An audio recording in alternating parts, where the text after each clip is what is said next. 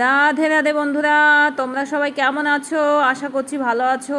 সোমার vlog থেকে আমি সোমা বলছি। আর আমরা মোটেই ভালো নেই বন্ধুরা।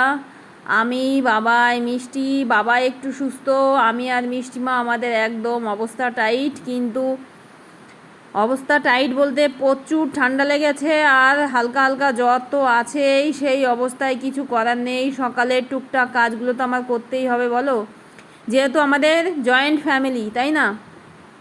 এইবার ওই কী হয় বলো তো, শরীর খারাপ হলেও না আমার অত বলতে ইচ্ছা করে না যে আমার ভালো লাগছে না, আমি কাজ করতে পারবো না, এইগুলো আমার বলতে ইচ্ছা করে না। আমার শরীর খারাপ মানে একমাত্র সবাই জানতে পারে কখন, যখন আমি আর চলতে পারছি না তখন সবাই জানতে পারে যে আমার শরীরটা খারাপ। তাছাড়া ওই মোটামুটি শরীর খারাপে আমি কাউকে বলি না, আর বলতে ভালোও লাগে না। তো তখন আমার কি হয় বলতো, কাজের স্পিডটা একটু কমে যায়, এই আর কি। তো ঘুম থেকে উঠে দেখছি বেসিংয়ের অবস্থাটা বেশ একটু খারাপ, তাই এই যে আস্তে আস্তে বেসিংটা একটু পরিষ্কার করে নিচ্ছি। কাজ করতে একদম মন চাইছে না, একদম মন চাইছে না, শরীরটা সত্যি ভীষণ খারাপ লাগছে। মাথায় ওই হেনা করাই মানে আমার এই সর্দিটা লেগেছে আর কি। তো দেখো আমি তো ভয়েসটা দিচ্ছি কিছুদিন পর, ওই জন্য এখন একটু ভয়েসটা ঠিক আছে। তো দেখো আমার মুখ দেখে বুঝতেই পারছো আমার আর চলছেই না, তবু করতেই হবে বলো। এই সময় আমার হাজব্যান্ড মশাইয়ের কথা খুব মনে পড়ে, জানো না, ওকে আমি ভীষণ মিস করি এই টাইমে। তো ওর একটু ছুটি বেশি থাকলে এখন বাড়ি আসতে বলতাম, কিন্তু ছুটি বেশি নেই আর কি। আর এমনই একটা চাকরি, মন করলে তো আর বাড়ি আসা যাবে না বলো। তো এই যে রান্নাঘরে দেখো আমার বেসিংটা কেমন দেখেছো, সবার বেসিংটা নিচের দিক থাকে, আমারটা উপরে কেন বলো তো? অ্যাকচুয়ালি আমাদের উপরে যে রান্নাঘরটা, এই রান্নাঘর তো আমাদের তৈরিই হয়নি, তাই না? যেভাবে মানে করা হয়েছিল আর কি ওইভাবেই রয়েছে। তো এই বেসিংটা হচ্ছে রেডিমেডভাবে লাগানো ছিল যাতে আমি টুকটাক বাসন মাজতে পারি, কারণ এখানে পাথর টাথর বসাতে হবে, টাইলস বসাতে হবে, তারপরে তো বেসিংটা ঠিক করা হবে, তাই না? তো ওই সব কিছুই হয়নি, ওই জন্য রেডিমেডভাবে বেসিনটা রাখা হয়েছিল যাতে আমি দুটো একটা বাসন মাজতে পারি। ওই কারণেই এইরকম মানে আপাতত কাজ চলার মতো। তো আমাদের এই রান্নাঘর আর কোনো দিনই ঠিকঠাক হবে না, ঠাকুরের ইচ্ছায় এরকমভাবেই থাকবে, কারণ উপরে আমাদের রান্নাঘর তো লাগে না, তাই না? সব কাজই নিচের থেকে হয় আমাদের। তো এখানে করে রেখেছিলাম ভবিষ্যতের জন্য, যদি ভবিষ্যতে লাগে। তো আর মনে হচ্ছে ভবিষ্যতে এই রান্নাঘর কাজে লাগবে না আর কি, যেহেতু আমাদের জয়েন্ট ফ্যামিলি, তাই না? তো যাক, বেসিংটা মুছেছিলাম, মুছে ধুয়েছি। তো এখানে অনেক জল পড়েছিল, ওই জন্য মুছে নিলাম। আর কতগুলো বাসন ছিল, বাসনগুলো তো মেজে রাখলাম, বাবাই মিষ্টির টিফিন বিশেষ করে। আর দেখো এই যে এক গাদা জামা কাপড়, এই জামা কাপড়গুলো আবার কাচতে হবে, যতই সর্দি কাশি জ্বর থাকুক না কেন। এখন এই যে একটু উষ্ণ গরম জল খেয়ে নেবো আর কি। তো এই যে ফ্লাক্স থেকে তো গরম জল বের করে ঠান্ডা জল মিশিয়ে উষ্ণ গরম জল বানিয়ে খাবো আর কি। আর এমনিই সর্দি লেগেছে, মানে হাঁ করে নিঃশ্বাস নিতে হচ্ছে, গলা যাচ্ছে শুকিয়ে। তাছাড়া তো সকালবেলা একটু জল খাওয়া অভ্যাস আছে, তাই না? তো এই যে জল খেয়ে নিলাম, তো জল খেতে একদম ভালো লাগলো না, তবুও খেলাম। আর আমি খাওয়ার পরে এই যে মিষ্টিমাকে দিলাম, তারপরে বাবাইকে দেব। তো আমার একটু বেশি সমস্যা, তারপরে মিষ্টিমারও একদম গলা টলা ব্যথা হয়ে গেছে, ওই দেখো চোখ টোক দেখলেই বোঝা যাচ্ছে। তো আপাতত বাবাই সুস্থ, তো বাবাই ওই যে আবার পড়ছে। বাবাইয়ের আর আপাতত কোনো সমস্যা নেই আর কি, বাবাই খুব মন দিয়ে বই পড়ছে। এদিকে বাবাই তো খুব মন দিয়ে বই পড়ছে, দেখো বায়োলজি পড়ছে।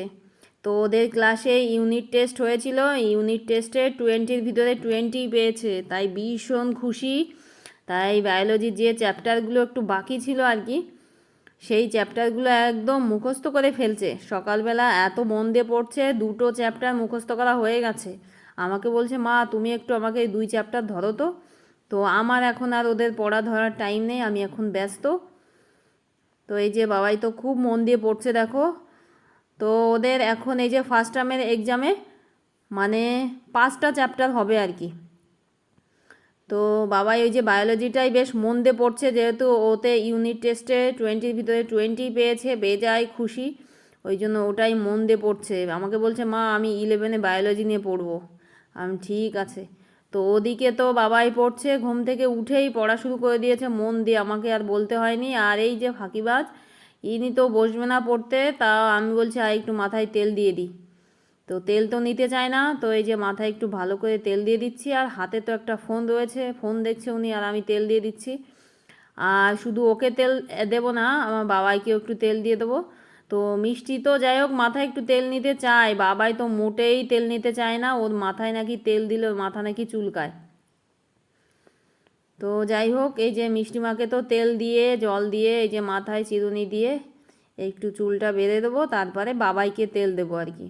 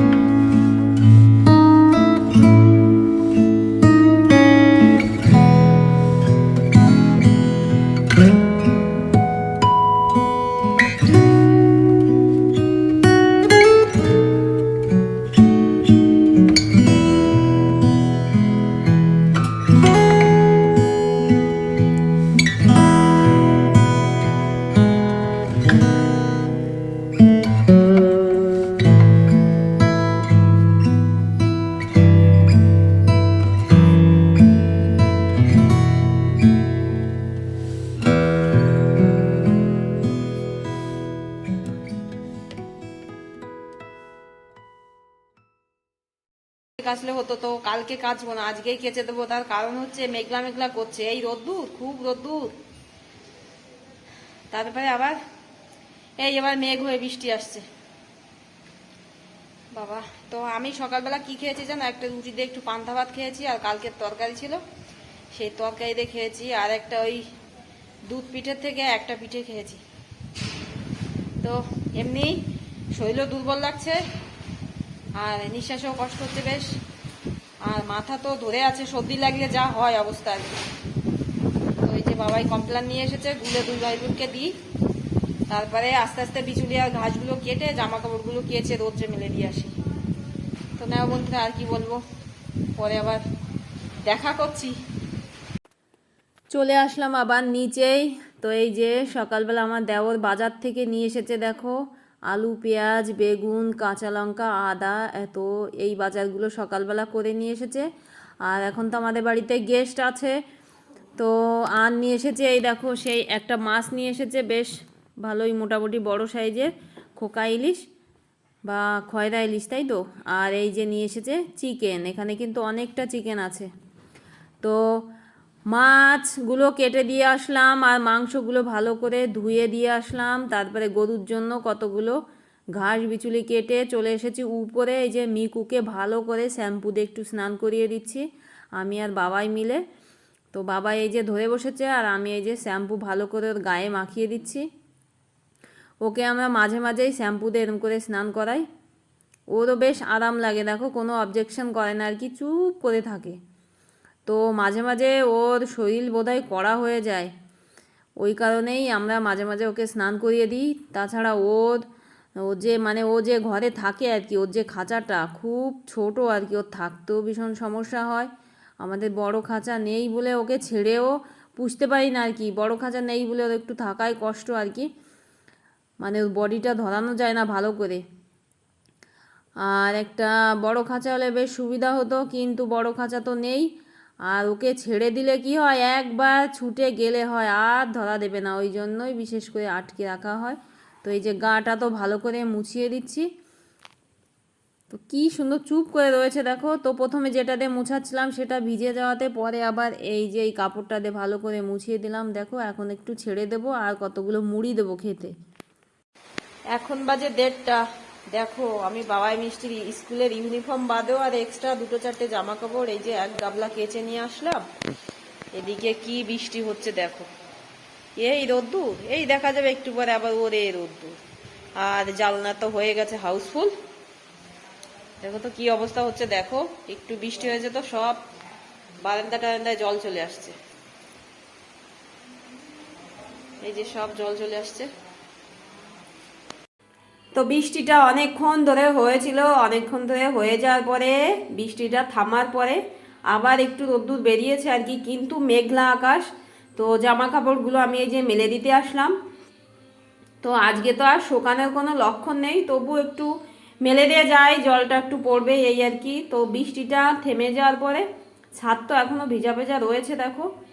তো একটু রোদ্দুর বেরিয়েছিল, কিন্তু সেই রোদ্দুরটা এখন আবার বন্ধ বন্ধ হয়ে যাচ্ছে, মেঘলা মেঘলা হয়ে গেছে আবারও। তো যাক, এখানে তো বেশিরভাগ বাবাই মিষ্টির স্কুলে ইউনিফর্ম না, জামা কাপড়গুলো মেলে দিয়ে যায়, আজকে কিছুতেই শুকাবে না, তবু যেটুকুই শুকাক মেলে দিই তাহলে। আর এদিকে তো শরীরটা বড্ড খারাপ লাগছে, তার ভিতর দিয়েও এতগুলো জামা কাপড় কাচলাম, আমারটা কে করে দেবে বলো।